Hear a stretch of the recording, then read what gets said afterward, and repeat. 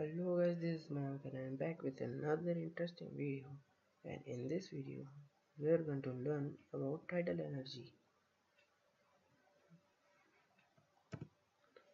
तो आज की इस वीडियो में हम हमारे ये कंटेंट से, हमारे ये टॉपिक से सबसे पहले हम जाएंगे इंट्रोडक्शन कि टाइडल एनर्जी होती क्या है, फिर उसकी background and history, generation of tides, basic principle of power generation, components of tidal power plant, method of utilization of tidal energy, economics of tidal power plant, advantage and disadvantage, representative tidal projects of the world, perspective of tidal energy in India and future scope. Introduction. Tidal energy is a form of hydropower that converts energy of tides to electricity. जैसे कि नाम से आपको पता चल रहा है, tidal energy वो एनर्जी होती है या इलेक्ट्रिसिटी जनरेशन का वो मेथड है जिसके अंदर हम पानी के अंदर उठने वाली लहरों की हेल्प से इलेक्ट्रिसिटी जनरेट करते हैं. Tidal energy is the only technology that use orbital characteristics of earth moon system. मतलब हमारे इलेक्ट्रिसिटी जनरेशन के अंदर टाइडल एनर्जी एक ओनली मेथड वो है जिसके अंदर हमारे अर्थ और मून की लोकेशन मैटर करती है, क्योंकि हम जानते हैं कि समुद्र के अंदर कई बार जो लहरें उठती हैं वो चांद की ग्रेविटेशनल फोर्स की वजह से होती है. इसलिए टाइडल एनर्जी में मून की और अर्थ की लोकेशन बहुत मैटर करती है. Tidal energy is practically inexhaustible. Tidal energy कभी ख़त्म नहीं हो सकती क्योंकि समुद्र कभी सूखने नहीं वाला है. जमीन सूख सकती है, समुद्र नहीं. जैसा कि आप देख सकते हैं, एस्टिमेटेड ये होता है कि टाइडल एनर्जी ऐसे ही जनरेट होती है. मतलब हम तो यही सोचते हैं कि मतलब समुद्र के अंदर ये पिलर खड़ा करके इनके अंदर यहाँ पे ब्लेड्स रोटेट होते हैं, पर प्रैक्टिकली इससे थोड़ा अलग होता है हमारा. ये है world's first large scale tidal power plant, become operational in 1996. काफ़ी अच्छा है, इसको बाद में समझेंगे, अभी के लिए फ़ोटो ही देख लो. Background and history. Tidal energy is one of the oldest forms of energy used by humans. Tidal energy इंसानों द्वारा यूज़ किया गया सबसे ओल्डेस्ट फॉर्म है. Indeed, tide mills in the use on the Spanish, French, and British coast date back to 787 AD. The tide turns water wheels, producing mechanical power to mill grain, and power was available for about 2 to 3 hours. Generation of tides. जैसा कि मैं आपको कह रहा था, जैसे कि हमने पहले देखा कि इसके अंदर अर्थ और मून की लोकेशन बहुत मैटर करती है टाइड्स की जनरेशन के अंदर. एग्जांपल के लिए ये देखिए, ये यहाँ पे ये अर्थ है और ये जो ब्लू सरफेस दिख रहा है आपको, ये है वाटर, पानी, और ये रहा हमारा मून. तो मून की लोकेशन जहाँ पे भी होती है, इसका ग्रेविटेशनल फोर्स जो होता है वो थोड़ा सा इतना तेज़ नहीं होता, पर इस हद तक होता है कि जो हमारे ओशंस हैं उनका पानी अपनी तरफ अट्रैक्ट कर सके. पानी या अर्थ से मून की तरफ जाने की कोशिश करता है, पर क्योंकि अर्थ का साइज मून के कंपेरेटिवली ज़्यादा है तो पानी पूरी तरह वहाँ नहीं जा पाता. रिजल्टेंट हमें दोनों के बीच का मिक्सचर दिखता है, मतलब लहरें उठती हुई दिखती है जो यहाँ पे आपको दिख रही है मून की साइड में. अब मून की लोकेशन अगर यूँ है तो पानी ऊपर की तरफ जाएगा, और अगर इस तरफ है तो इस तरफ जाएगा. तो मून जो है वो हमारे लहरों में काफ़ी काम करता है. जैसा कि यहाँ पे लिखा हुआ है, the daily rise and fall in the level of ocean water is referred as tide. दिन दिन के अंदर पानी का जो बिहेवियर रहता है, जो ऊपर नीचे होता रहता है, उनको हम कहते हैं टाइड्स, लहरें। जैसे हिंदी में कहा जाए तो tides originate from the motion of the earth, moon and sun. Earth, moon और सन, या अर्थ, मून और सन, इन तीन का मोशन टाइड के जनरेशन के ऊपर काफ़ी इफेक्टिव होता है। The gravitational pull of moon and sun along with the revolution of earth result in tide। अब जो हमारी टाइड्स उठती हैं, जो हम देखते हैं कि लहरें उठती है ऐसे सी की टाइप में, उसका ये फॉर्म अर्थ की रोटेशन के हिसाब के ऊपर डिपेंड करता है। अर्थ जिस डायरेक्शन में रोटेट हो रही है, टाइड्स भी उसी डायरेक्शन में ऐसे जाएगी। सी बनाती है ना, वो चीज़ उसी वजह से होती है, अर्थ की रोटेशन के ऊपर डिपेंड करती है। Basic principle of generation of power.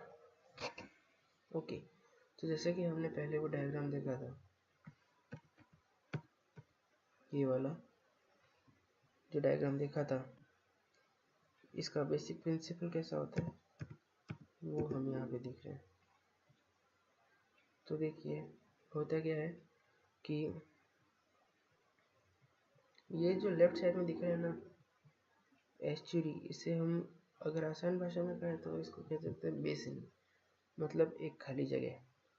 जैसे ये है हमारा डैम, ये है हमारा ओशन सी, तो हम सी के यहाँ पे एक बड़ा सा डैम बना देते हैं और डैम के इस तरफ खाली होता है।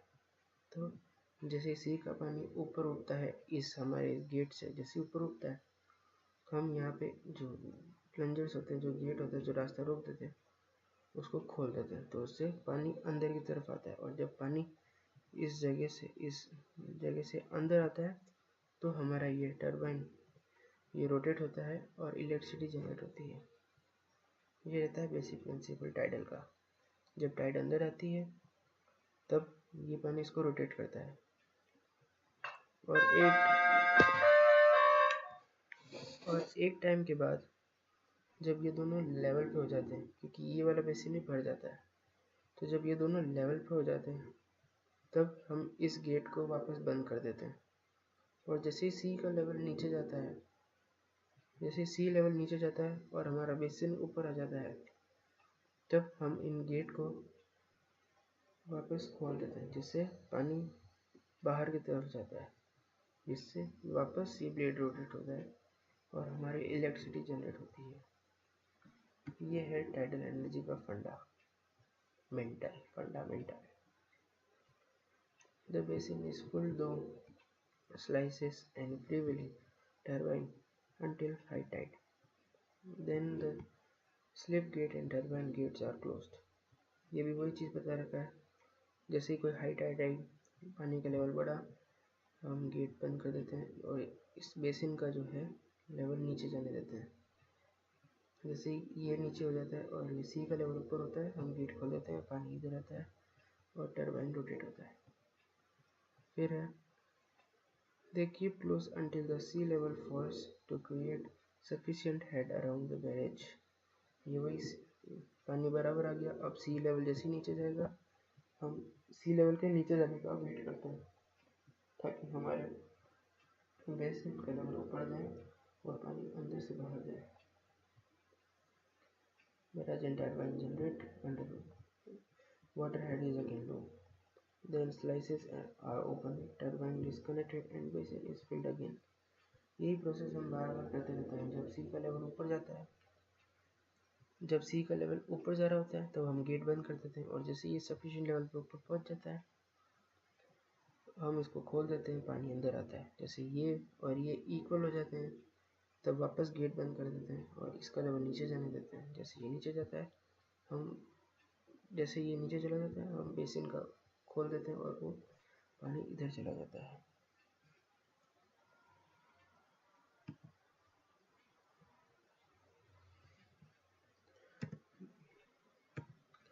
Basic principle of power generation.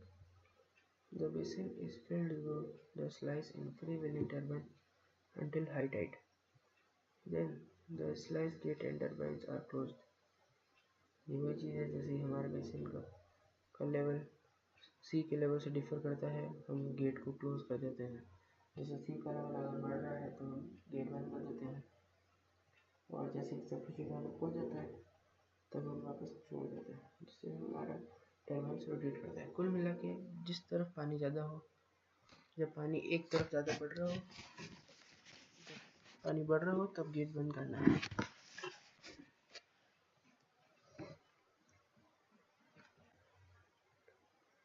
Transformation of tidal energy into electrical energy. Tidal motion से barrage for potential difference, potential energy, opening of barrage doors, kinetic energy पानी का movement using turbine, and electrical energy. ये है tidal energy. Component of tidal power plant. There are three main components of tidal power plant, that is a powerhouse, a dam or barrage, to floor pool or basin, slice way from the basin to sea and vice versa. अब इसके बाद आता है turbines. Different turbines used are bulb turbine, ring turbine and tubular turbine. A barrage is a small well built at the entrance of gulf in order to trap water behind it. Dam कह सकते हैं. It will either trap it by keeping it from going into gulf where water level at the sea are higher, or it will keep water from going into the sea water level. Barrage जो हमारा dam था, dam या dam का gate जो आपको समझने में आसानी देता है. अब आता है बल्ब टाइप टरबाइन. इसको कहते हैं बल्ब टाइप टरबाइन. देखिए रहे हैं बल्ब जैसा दिखता है इसलिए. These are difficult to maintain as water flow around them and generation is in the water. ये है bulb hanger, water flow left to right, bulb casing generator, turbine blades. और ये भारी होता है, मेंटेन करने में दिक्कत करता है, अजीब सा दिखता है, इसलिए इसका यूज़ कम होता है. अब आता है ring turbine. These are better maintained than the bulb type but hard to regulate as generation is fixed in barrage. इसके अंदर पानी आता है, पर इसके अंदर जो है पानी का डायरेक्शन जो है बल्ब टाइप के कंपैरिजन में ठीक रहता है, क्योंकि बल्ब टाइप के अंदर हमें इसको पानी के बीच में रखना पड़ता है ताकि पानी इसके दोनों तरफ से आ सके. इसके अंदर ये पानी को एफिशिएंटली कट कर पाता है, और आप इसका पानी जो आपका बैराज का जो गेट है वाटर इनलेट का साइज बढ़ा सकते हो, तो इसकी मेंटेनेंस भी आसान होती है. Tubular turbine. This turbine fixed for a long shaft and thus solve both problem bulb and ring have they. They are easier to maintain and control.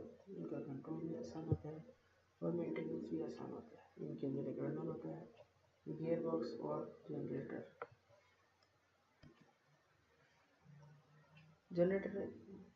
General scheme of tidal power plant system. ये सी slice gauge, barrage और ये basin. देखिए सी का level जब नीचे है और basin का बड़ा है तो हमारा गेट हम खोल देते हैं और बेसिन का पानी जनरेट इन टरबाइन से होकर सी में चला जाता है. ये देखिए सी बेसिन का लेवल यहाँ पर है और सी का लेवल यहाँ पर है, ये डिफरेंस है. How tidal power generation system works. It is a very simple term. A basin is built at the entry of gulf and water level vary on both sides of small dam. Passages are made inside the dam and water flow through These passages and turbine rotate due to this flow of water under the head of water. Thus, electricity is created using turbine. The general diagram of system is shown in figure 3 जो अब आएगा यह गया what flow will be what flows will be a description of general tidal power plant with its component. Also many systems of power plant will be described. The technical side. Traditionally generating tidal energy involves construction a dam wall across an opening of the tidal basin. जो हमने देखा था dam traditionally होता ही है, तभी हम सी और basin के बीच में डिफरेंस कर पाएंगे. The dam wall has gates जो खुलेंगे और बंद होंगे बार बार, which opens to allow water to come in as the tide rises. This happens at a great pressure and turns the turbine to create electricity. The same process is then repeated when the water is let out back into ocean. This happens every high tide. This is why it is important to find a spot where the difference between low and high tide is significant. मतलब हमें जो हमारा plant है वो किसी ऐसी जगह पे एस्टेब्लिश करना पड़ता है जब हमें पता चले कि लो टाइड कब है और हाई टाइड कब है, मतलब कब पानी को आने देना है और कब पानी को छोड़ना है. ये डिफरेंस हमें देखने में पता चल जाए. Method of utilizing of tidal energy. The generation of electricity from water power requires that there should be a difference in water level between which water flows. The power generation from tides involve flow between artificially developed basin and the sea. मतलब जो हमने अभी तक देखा है कि आपको एक बेसिन बनाना है, अब वो आर्टिफिशियल भी हो सकता है और नेचुरल भी हो सकता है. Okay, we can distinguish the following type of arrangement: single basin arrangement and double basin arrangement. ये बहुत इंपॉर्टेंट पार्ट है. सिंगल बेसिन अरेंजमेंट जो अभी तक हम देख रहे थे वो था एक सिंगल बेसिन अरेंजमेंट.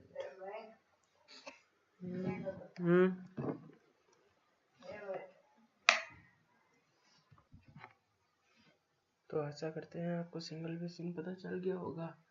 जो अभी तक हमने देखा है सी ये रहा, हाई लेवल मार्क मतलब हमारा बेसिन ये रहा. जैसे इस तरफ कम है, इधर वाटर लेवल ज़्यादा है तो पानी इधर से इधर आएगा, और अगर सी का लेवल ज़्यादा है, इसका लेवल कम है तो पानी इधर से इधर आएगा. पानी का डायरेक्शन इन दोनों चाहे लेफ्ट टू राइट हो या राइट टू लेफ्ट हो, हमारा टरबाइन जनरेट करेगा. ठीक है. There is only one basin interactive with sea, मतलब लेफ्ट साइड में जो हमारा ये बेसिन है इसके अंदर सिर्फ एक ही है. मतलब जो हमारा जो आर्टिफिशियल या नेचुरल लेक है वो एक है. यहाँ पे दो लेक नहीं है, जो हमें आगे वाले में पता चलेगा. मतलब आप बस ये जान लीजिए इस तरफ सी है, एक तरफ हमारा आर्टिफिशियल लेक है, जिन दोनों का सेपरेशन सिर्फ एक डैम से होता है, separated by dam.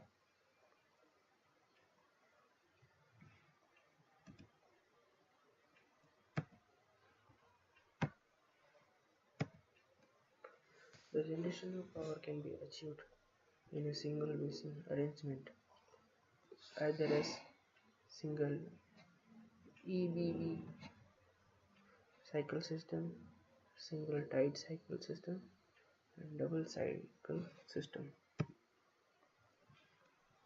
Single EBB cycle system. During flood tide basin is filled and sluice gates are closed, trapping water. Gates are kept closed until the tide has ebbed sufficiently and thus turbine start spinning and generating electricity. ये हमारा single basin है, ये हमारा सी, ये हमारा basin और ये power house. और ये आप वेरिएशन देख सकते हैं. पावर प्रोडक्शन सिर्फ इस तरफ हो रहा है. ये देखिए पावर प्रोडक्शन सिर्फ यहाँ पे आ रहा है. ये basin level variations. Single basin one way tidal power plant, मतलब one way tidal power plant मतलब जब इन सिर्फ सी से इधर बेसिन की तरफ पानी आ रहा है तभी जनरेट करेगा, बेसिन से सी की तरफ जाएगा तब नहीं। Single tight cycle system, in single tight cycle system the generation is affected when the sea is at flood tide. The water of the sea is admitted into basin over the turbines. As the flood tides produce power period is over and sea level start falling again, the generation will stop. The basin is drained into sea through the sluice gate. Double cycle system. Sluice gate and turbines are closed until the near the end of the flood tide. When water is allowed to flow through the turbine into basin create electricity, जो हम यहाँ देख सकते हैं कि पानी अंदर आ रहा है, ये टर्बाइन रोटेट हो रही है और इलेक्ट्रिसिटी जनरेट हो रही है। At the point where the hydrostatic head is insufficient for the power generation, the sluice gates are opened and kept open until high tide, when they are closed. When the tide outside the barrage has dropped sufficiently, water is allowed to flow out of the basin through the turbine. देखिए, tide comes in, tide goes out, दोनों में turbine rotate हो रहा है। ये है हमारा double basin arrangement, इधर सी है, इधर बेसिन ए, इधर बेसिन बी, और ये हमारे turbines. It requires to separate but adjoining basin, दो अलग अलग बेसिन होने चाहिए जो आपस में ही हो पर अलग हो, पास पास में। They are always ahead between upper and lower basin. Electricity can be generated continuously, although at variable rate. Schematic diagram of double basin arrangement. ये रहा C है, जब हमारे पास वाटर लेवल का डिफरेंस होगा ना, मतलब दो बेसिन हैं और कोई एक ऊंचा होगा कोई एक नीचे होगा, तो उससे हम वाटर ट्रांसफ़र कर सकते हैं, कंटिन्यूसली होगा पर भले ही वेरिएबल रेट पे होगा पर होगा electricity generation. Working of double basin arrangement. The turbines are located in between two adjacent basins. At the beginning of the flood tide, the gates of upper basin A are open and those of lower basin are closed. As soon as rising water level A provide sufficient between difference of the head between the two basins, the turbine are started. The water flows from A to B to the turbines generating power. At the end of flood tide, when A is full and water level in it is maximum, its sluice gate are closed. C wala.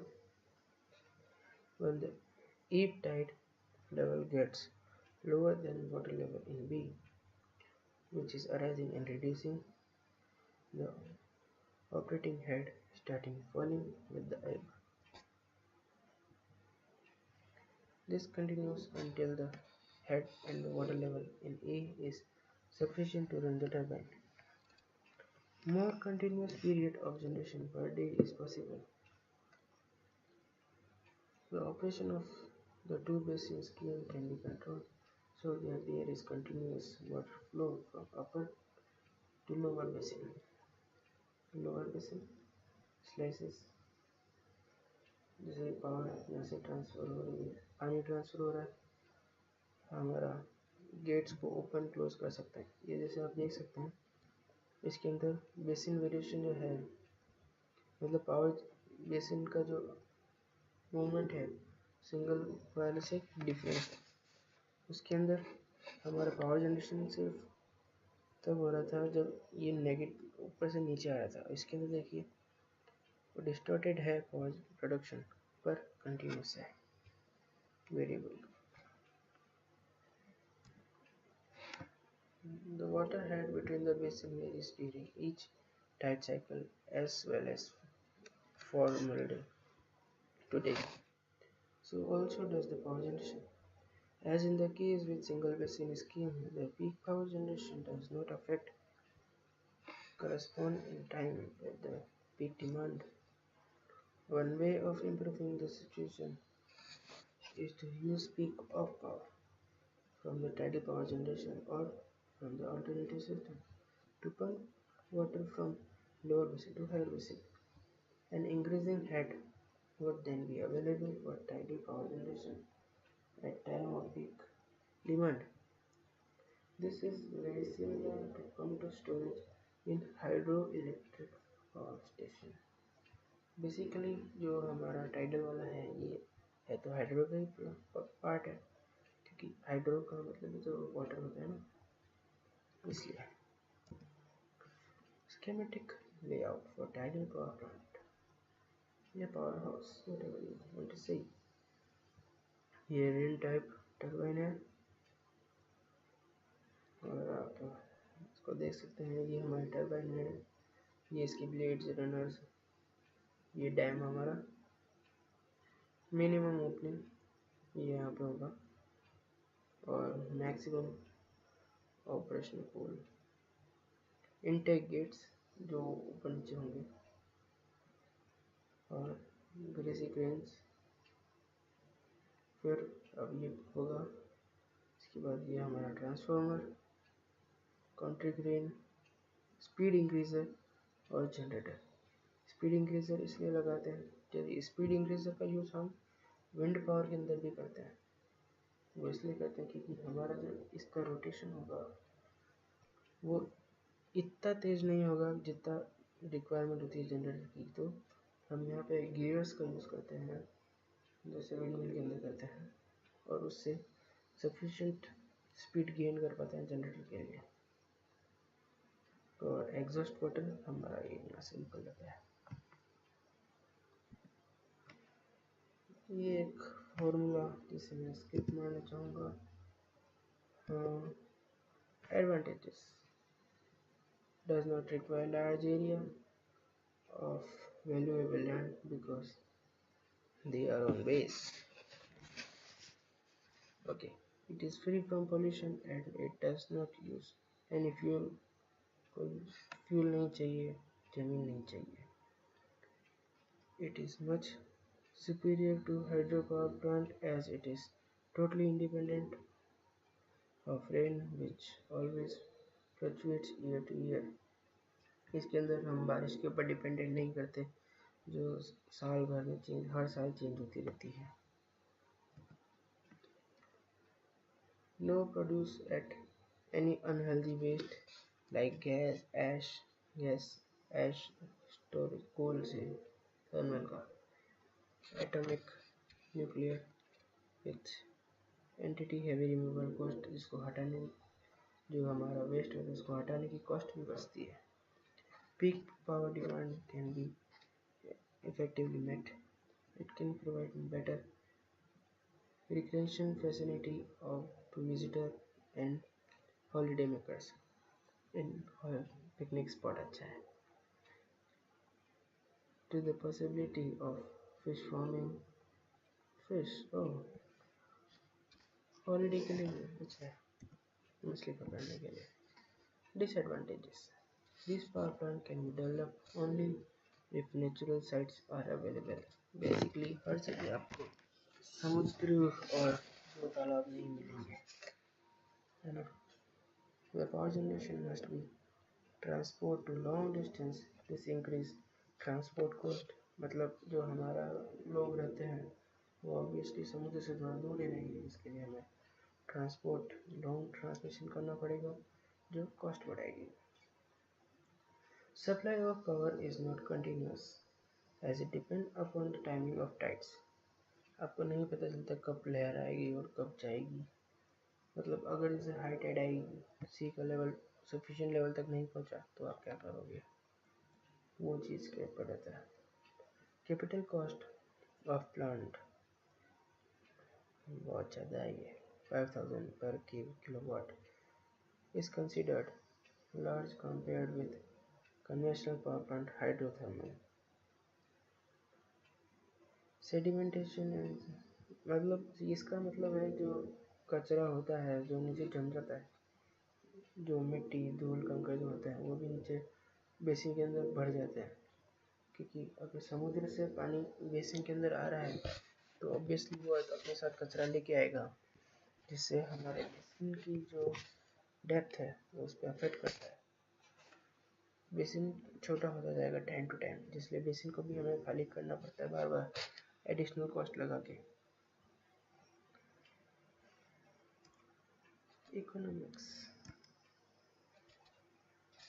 tidal energy is not cost competitive because it is generally commercially available हर जगह available नहीं है when selection is spot for setup a tidal energy situation it is important to make sure that there is economically feasible खर्चा सही बैठना चाहिए ज़्यादा खर्चे पे कोई सेटअप नहीं करेगा to set up a tidal facility with an average annual outage of 1050 megawatt would cost around $1.2 billion not including maintenance and running cost ये बहुत ज़्यादा होता है और अपनी कमाई भी इतनी ज़्यादा नहीं हो पाती इससे इसलिए this is far most expensive then coal and oil ये बहुत एक्सपेंसिव होता है थर्मल और ऑयल की कंपेरेटिव अब वापस हमारा diagram representative tidal projects of the world आप बता सकते हैं ये डबल पे ऐसे नहीं या सिंगल अगर आपको पता है तो कमेंट सेक्शन में बताना मत भूलिएगा ये अब इस डैम की इस प्रोजेक्ट की डिटेल्स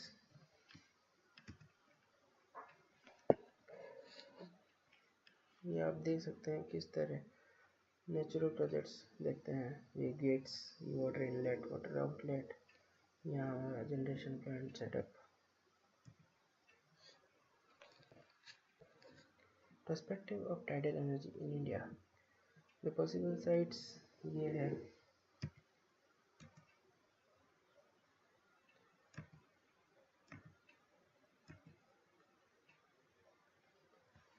यहाँ पे टाइडल पावर प्रोजेक्ट्स बनाने का सुझाव दिया जा सकता है environmental impacts tidal energy is renewable so therefore it produces no harmful emission and does not damage environment in the way environment पे कोई असर नहीं पड़ता however this is a very little known about the effect of controlling water level on adequate ecosystem unfortunately the best way to research this is through trails and that is risk in itself बहुत risky है future in a society with increasing energy need it is become more and more important to have alternative source of power to keep up with energy growth energy demand हमें energy की demand को made up करने के लिए alternatives को ढूंढते रहना पड़ता है उसके लिए टाइडल एनर्जी भी एक पार्ट है the capacity of tidal energy exceeds that of coal oil and is renewable ये रिन्यूएबल है पर जो हमें हमारी नीड फुलफिल कर पाए उतनी भी नहीं the department of energy has shown great enthusiasm in regard of tidal power as perfect energy source for future अगर इसमें डेवलपमेंट हो गए अच्छे तो इसके बारे में सोचा जा सकता है ये रेफरेंसेस आशा करते हैं आज की इस लंबी चौड़ी वीडियो से आपको मदद मिली होगी अगर आपको मदद मिली है तो हमारी इस वीडियो को लाइक शेयर एंड सब्सक्राइब करना मत भूलिएगा This is Mayank Mathur over and out for today. Tidal Energy.